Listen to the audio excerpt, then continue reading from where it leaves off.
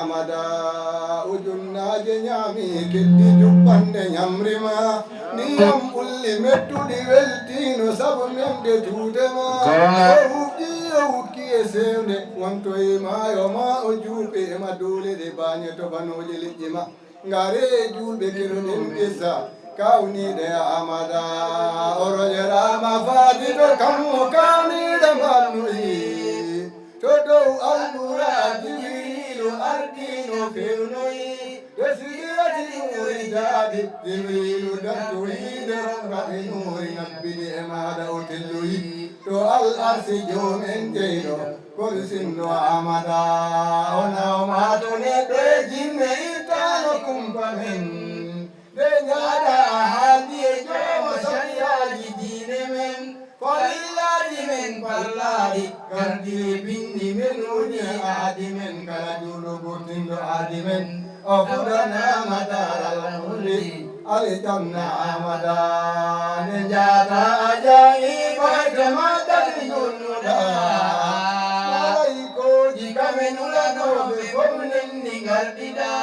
nengarda abri kala kokollada abu bakri gumulugum kala kalnoda konon temme kala nodo oyedano amada abu jali duti pudi nodda yambema oringare ketule ketindane hayedda ibema Najibilabe argoliru Iglore imbema Tepelle bengatan Nyangumani domakkama Emisi mini halnima Bila uli amada Watahawe kongol Malkizada wadibtata Siko chonni suti Gauri maini mutata Walima de tagralepe Jaimuru saspata malaka konna Anono yande pelle cherata Yo elinte belisa nome Annora amada Mihawa manita maretti ama ilimzetan Kopuri ano kongudo cellindo findetan Temeda maige oman kana sibane Detan ledum setini Mundi iman kodok ketan Moroka kadanya tajabdi Kauni de amada Ngari julbe jangken Celine cimde jine men Den alla bijo ko selli kautan yela jemen Ngasabudi de alla ko ayu Ola nula jemen Moholla kayata la bifadi to jomamen Tenen jute daga inu Kausara amada Dini buru songa mewa mawara sartihum Kowani sarti juldo kodine illa mejentem Wa alla yolam noto gando Asila dine mum kala musyrikini Kawrai iblisa ifeddemum Onauma amanta urna Alijanna amada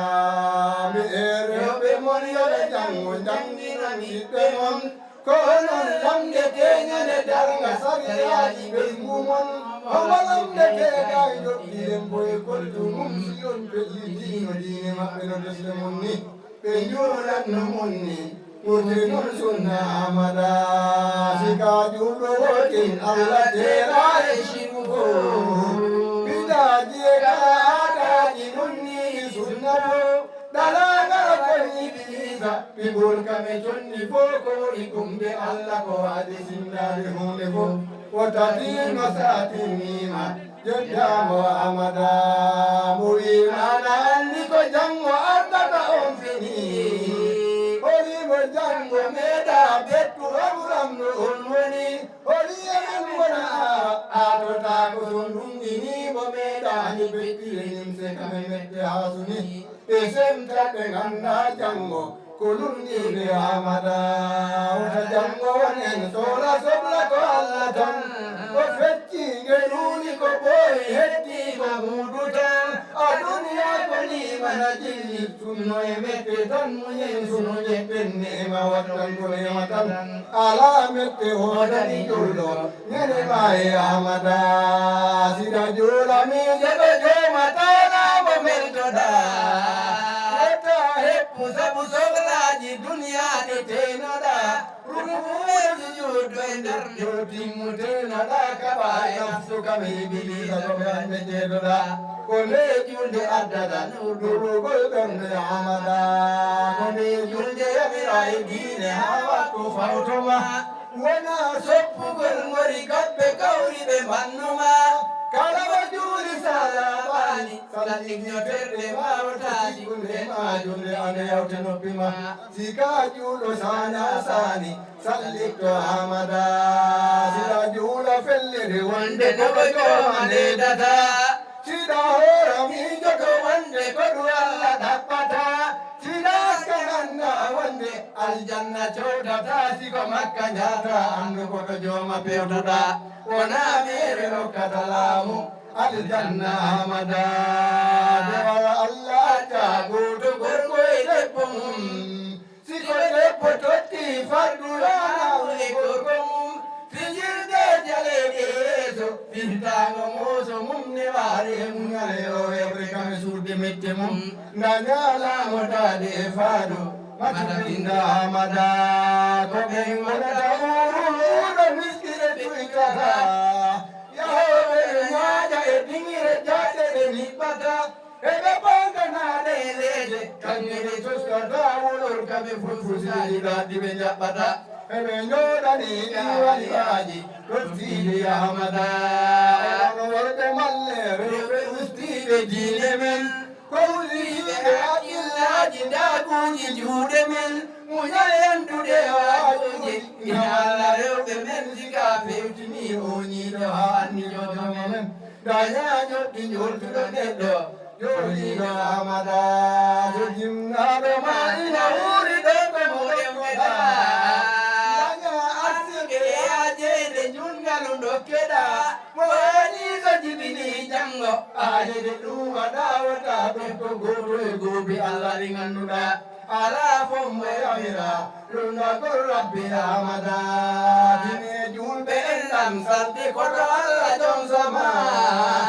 kala mo jokki en ɗam maɗa rahmanu jokkuma kala mo tawi ɗam tuubani jabbaru leppuma ohuma hajuma e nde saare duniya o sañuma sika yedde jango yaya fortana amada ko ɗum yaɗale kibru iblisa halkori anande molgol neɗi sanni o denkori kala mo tokini lerɗani jomen o sippiriga ñanɗo ko jomen yeddi peccuɗo ɓurniri kabaira mawni gopi woganima amada kala mo tokini nde saare honade halmuma ngona sera ledda juuɓe moƴƴuɓe tewnuma ko woni ɗowkinade ko yiide kono e jiide made talaɗamo pellede walla a ñawde muslima wota mawninkino ɗal ko muñemma e amada sikayi ko woni e nde saare duniyana tottoya yo tanal maɗa wujjude jooma toroɗamo ɗaɓɓoya ɓural makko ngal faltaɗi woni ɗo yo o yaasi ka seyini nde fimde ha sella keftoya yalamaki sa e gañandigo yo sunna amada mo metta ko jomen ñaawi tikki o hawrini e dow makko kala allede leɗɗo fannini mbeɗaɗo ko jomen ñaari mettago on woni aljannate ma yaade fimde o sellini to yolle jomen mawɗo wonani wa amada aduniya ko jarabi e julɗo haalaɓa ɓernde mum ɓe ɓuujene sumri e neɗɗe ha sella finde mum ko woni jobdi mum jogonade aljanna jooma mum ko anda e saɓu e leɓɓe alda e sañu mum hande kange jarde ko fuuri sumtamo amada yo en ɗofto ɓurol amrilaɗo e ceerno men so wona gopi Allah salam ko yamiri ko fardu men kala mo ceerno yamiri diine waɗɗima ɗoftoɗen si en ɗoftima konguɗi maɓɓe ndewɗen ko jooma men simore ni saina haali kala amada tine laabi faade ko Allah ini heewi huɓata kala mo jokki gotol majji ɗaccani toɓata